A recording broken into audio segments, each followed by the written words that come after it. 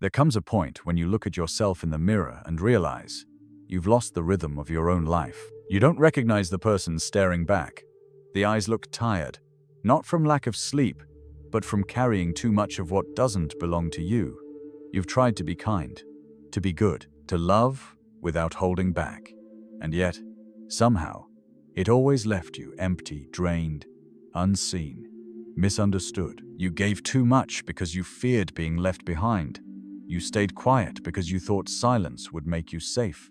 You believed that goodness would protect you from cruelty. But life, in its cold honesty, showed you something else.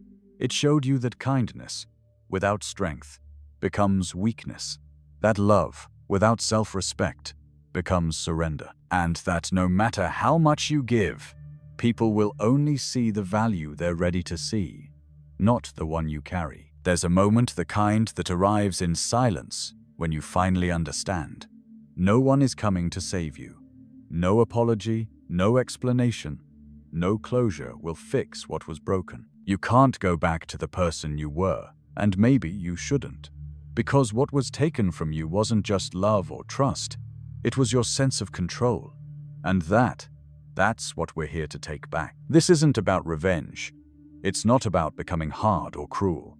It's about learning the coldest, clearest way to stand back up with eyes open, heart steady, and a mind that no longer bends for approval. Machiavelli once said it's better to be feared than loved if you cannot be both.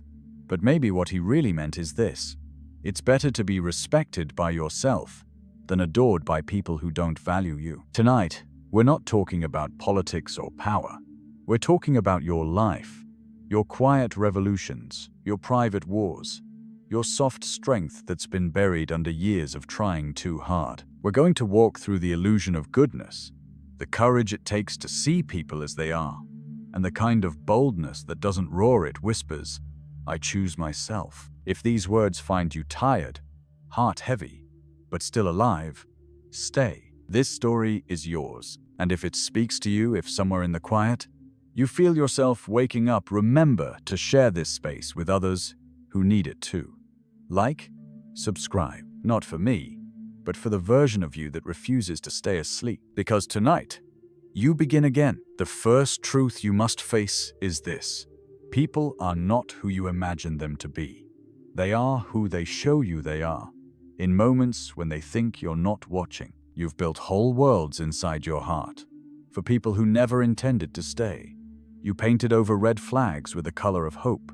You mistook attention for affection, control for care, and silence for peace. You wanted to see the good, because believing in the good made the world bearable. But the illusion of goodness can be the softest form of self-betrayal. You see, you've been conditioned to think that being good means being gentle, forgiving, patient.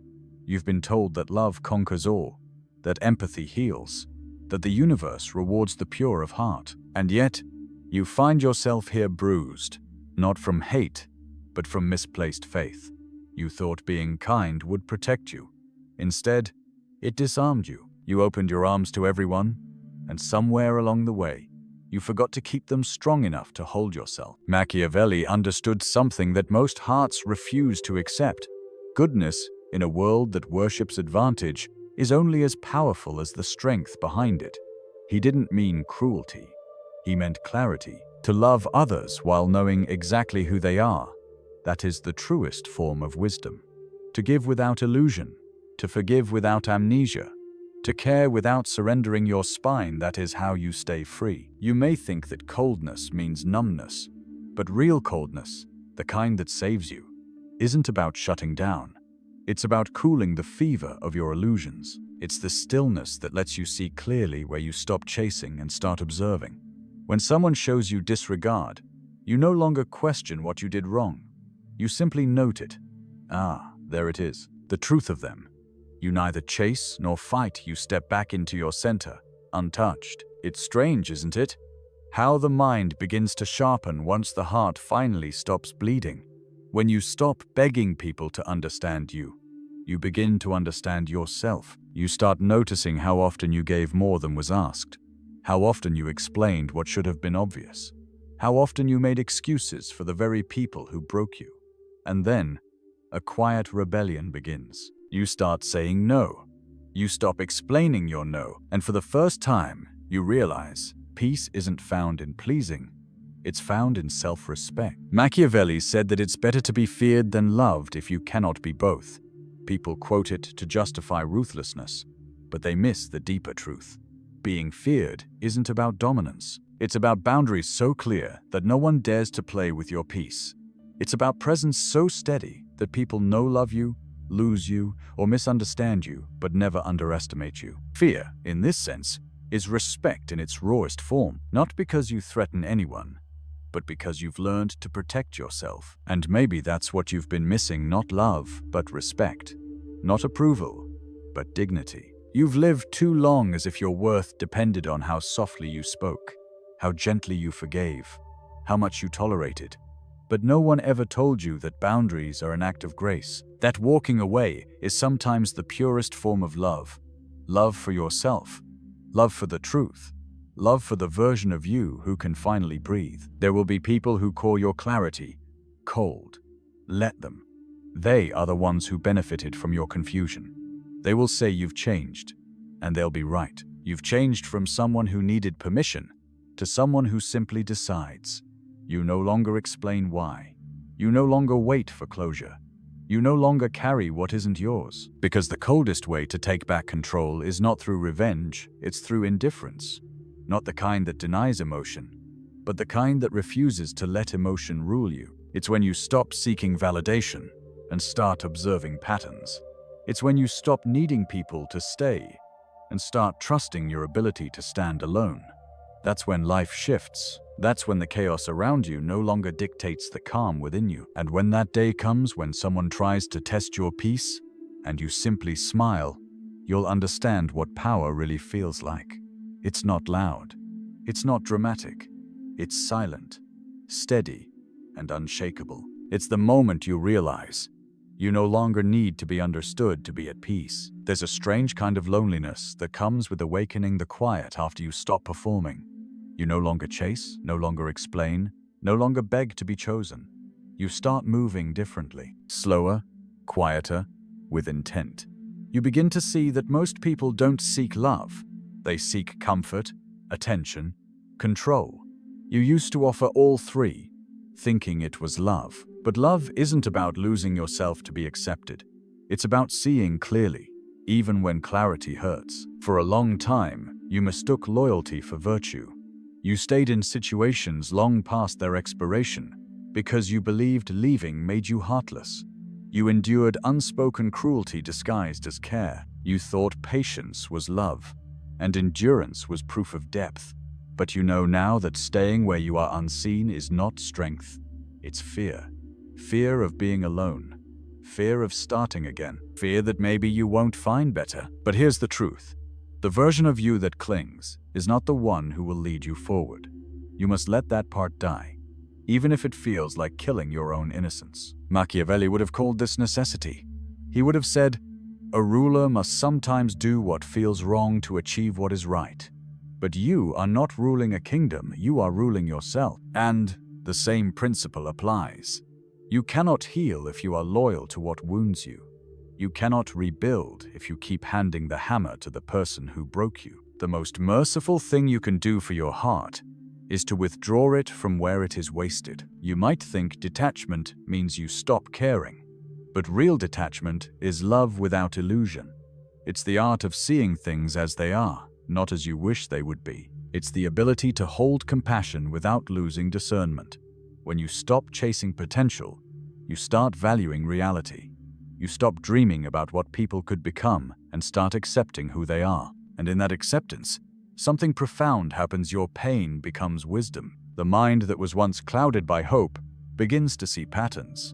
How the same kind of person keeps showing up in different faces.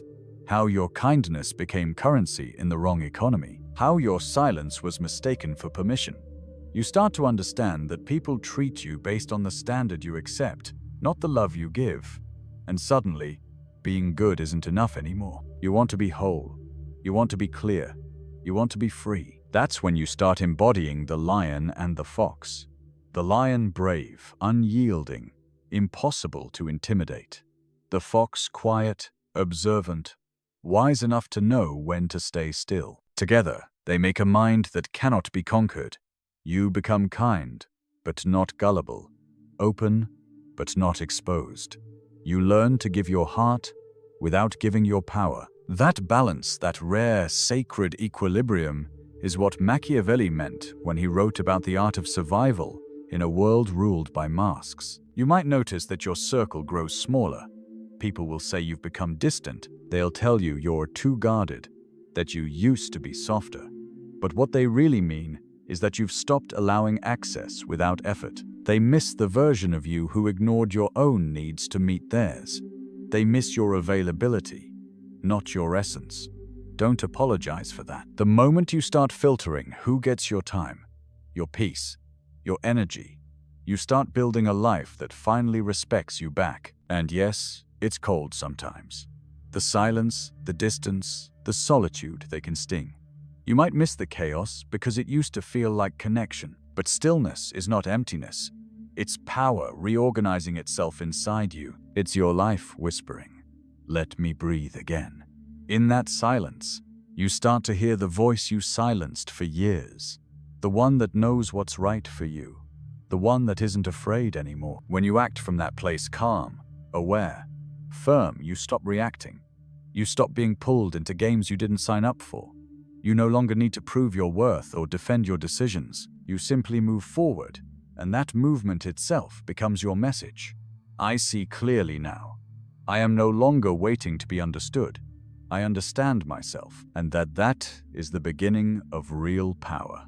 The kind that doesn't need witnesses or applause. The kind that radiates quietly in the way you walk, the way you speak, the way you refuse to settle. That is control. The cold kind, not frozen, but clear. Once clarity becomes your companion, life begins to rearrange itself around you. You start to notice how different the world feels when you stop trying to please it. You don't chase invitations anymore. You choose which doors to open. You don't beg for understanding.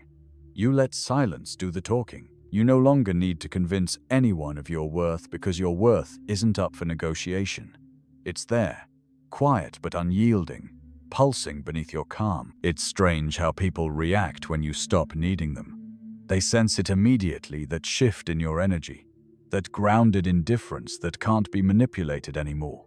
They'll test it. Some will try to provoke you, just to see if the old you is still alive somewhere. The one who apologized for everything, even for existing. The one who bent backward to keep others comfortable. But when they find only your silence, your stillness, your eyes steady and unafraid, they'll feel it. Their power no longer works here. And that, my friend, is when you reclaim your throne. Not a throne made of pride or ego, but one carved from self-respect. The coldest kind of control is calm. It doesn't argue. It doesn't defend. It simply stands. You've become both lion and fox, now fearless, but wise enough to pick your battles. You've learned that not every insult deserves an answer. Not every loss requires a fight. Not every ending needs a reason. Some things fall apart not to punish you, but to show you what you should never build again. You'll start to realize how much energy you used to waste explaining yourself to people who never listened. How much of your life was spent waiting for others to see what you already knew. There's a deep exhaustion that comes from being too kind in an unkind world. You mistook your empathy for purpose, your pain for destiny. But now you understand. It's not your job to fix what refuses to change. It's your job to protect the heart that still believes in goodness without letting it destroy you. Machiavelli once said that fortune favors the bold. He wasn't talking about arrogance. He meant the courage to act, even when the outcome isn't certain. To take control of your life means you must stop waiting for the perfect moment. It will never come. You must move through fear, not away from it. Every time you choose clarity over comfort, truth over illusion, you reclaim a piece of yourself that was lost in the noise of trying to please everyone. You'll have moments when you feel the old habits tugging at you, the urge to explain, to soften, to chase. But that's just the ghost of your past self trying to survive in a world that no longer exists. You can whisper to that version of you gently, "It's safe now. You don't need to beg anymore, because real control isn't about domination. It's about emotional independence. It's knowing that no one has the power to define your worth unless you hand it to them. When you begin to live this way, people start treating you differently, not because they've changed, but because your energy has. You don't mirror their chaos anymore. You become a mirror to their truth. You reveal who they really are, simply by standing in who you've become. And that can be unsettling not just for them, but for you too. Because strength comes with isolation. The higher your self-respect, the fewer people can reach you. But remember, solitude isn't the absence of connection. It's the presence of integrity. In time, your quiet strength will start to draw in new people, the ones who speak your language, who understand that honesty is a form of love and boundaries are sacred. You'll find that the more authentic you become, the less you need to perform. The world begins to meet you where you are, because you finally stopped lowering yourself to meet it. And perhaps the greatest paradox of all is this: when you no longer need control, that's when you have it. You're no longer driven by fear or ego. You've stopped trying to win people's affection. You simply move from truth. You've become untouchable, not because you're cold, but because you've turned your pain into wisdom. You've learned that control isn't power over others. It's mastery over yourself. So if you're listening right now, somewhere in the dark, wondering if you'll ever feel whole again, this is your reminder. You already are. You're not broken, just unfiltered. You're not unlovable, just too real for those still living in illusion. And when you finally see that truth, you'll smile not out of arrogance, but liberation. Because you've learned that the coldest way to take back your life is to stop asking for permission to live it. There will come a night when you sit alone, and it will feel different. The silence won't ache the way it used to. The memories that once clawed at you will soften into something almost tender. You'll remember the faces, the words, the promises, but they won't control you anymore. They'll just be pages in a book you've finished reading. That's when you'll know. You've stepped out of illusion. You've stopped mistaking fantasy for faith. You've learned to see things not as you wish them to be, but as they are. And that, more than anything, is freedom. For so long, you believed that love meant devotion, no matter the cost. That staying was proof of purity. That leaving meant failure. You thought that to be good meant to always forgive, to always give one more chance, to always understand the other side. But all that really did was teach people how to live without consequence. You carried their chaos so they wouldn't have to face it. You became the apology for what they refused to admit. And slowly, without even realizing it, you began to disappear. But the truth is, not everyone deserves your understanding. Not everyone deserves access to your softness. The world will tell you that this kind of thinking is cold, but it isn't. It's sacred discernment. It's knowing the difference between compassion and self-abandonment, between patience and self-betrayal. You can forgive someone and still close the door. You can love someone and still walk away. You can be kind and still refuse to be used. That's the essence of what Machiavelli understood: not that cruelty wins, but that clarity protects. He wrote about how appearances can deceive, how people often wear virtue as armor for their ambition. You've met these kinds of souls before. The ones who smile while they take from you. The ones who speak of loyalty but vanish when it's your turn to need them. The ones who call you too sensitive because your truth exposes their disguise. The illusion of goodness, that's their weapon. But now, you see it for what it is. And once you see it, you can never unsee it. You begin to understand that people act from self-interest. And that's not evil, it's human. But the wisdom lies in recognizing it early, not resenting it later. You stop expecting loyalty from the disloyal, honesty from the deceptive, consistency from the unstable. You stop expecting depth from those who only swim in shallow waters. And that clarity, though it may feel cold, is the purest form of love you can give yourself, because it frees you from disappointment. In that space of detachment, your emotions become allies instead of enemies. You no longer drown in them. You listen to them. When anger rises, You ask what boundary was crossed. When sadness lingers, you ask what truth you're still avoiding. You begin to see that every emotion has a message, and that controlling your life isn't about suppressing them. It's about mastering their language. You don't run from your pain anymore. You let it teach you where to stand, and soon, that coldness others warned you about starts to look like peace. You wake up one morning and realize you no longer crave chaos. You no longer need to explain your distance. You no longer ache for validation. You've grown into a kind of stillness that feels foreign at first, the kind that comes when your heart finally belongs to you again. And when people say you've changed, you'll simply smile, because they're right. You've become real in a world addicted to pretending. Sometimes, the hardest part of awakening is grieving the fantasy. You mourn the person you were, the dreamer, the believer, the one who loved without caution. But don't curse that version of yourself. They were necessary. They built the bridge that brought you here. Without their innocence, you wouldn't have learned wisdom. Without their naivety, you wouldn't have learned strength. You needed to fall for illusions to finally see the truth. And when you do, when clarity becomes your companion, you stop seeking revenge. You start creating. You stop repeating old conversations in your head. You start envisioning new horizons. You stop obsessing over why they left. You start thanking fate that they did. Because the truth is, your peace was never lost. It was only hidden beneath the noise of trying to be loved. And now, stripped of pretense and fantasy, you are finally home in yourself. That's what Machiavelli meant when he said fortune favors the bold. Not the ruthless, not the heartless, but the ones courageous enough to face truth without flinching, to choose self-respect over approval, to rebuild from ashes without apology, to stand in the cold wind of reality and say, even here I will rise. And so, here you are standing at the edge of your old life, staring into something both terrifying and beautiful, your own freedom. It doesn't roar, it whispers, it doesn't demand, it simply waits. The coldness that once frightened you has become your clarity.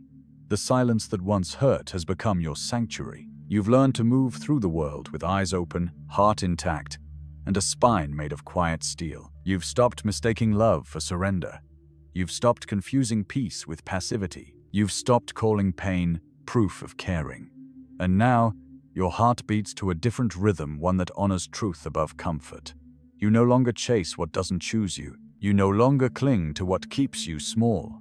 You've learned that love without respect is just captivity with prettier words, and that being both lion and fox means knowing when to roar and when to walk away without a sound. You've discovered that control doesn't come from holding on, it comes from letting go, from releasing the illusion that you can fix, heal, or convince anyone to see your worth. You've learned that your power lives in your choices, your boundaries, your silence. That self-respect is not arrogance, it's devotion. And that truth, even when it cuts, is the highest form of love you'll ever know. So tonight, if you find yourself sitting in the dark, listening to these words, let them sink in like a soft storm. You don't have to become ruthless to be strong. You don't have to harden to survive. You just have to see clearly and choose yourself every single time. That's how you take back control of your life. Not by fighting the world, but by no longer betraying yourself to belong in it. If this found you at the right time, if somewhere between the pauses and the quiet you felt your strength stirring again, then don't let it fade. Hold it. Share it. Let it reach someone else who's still lost in the fog, still believing that kindness means sacrifice.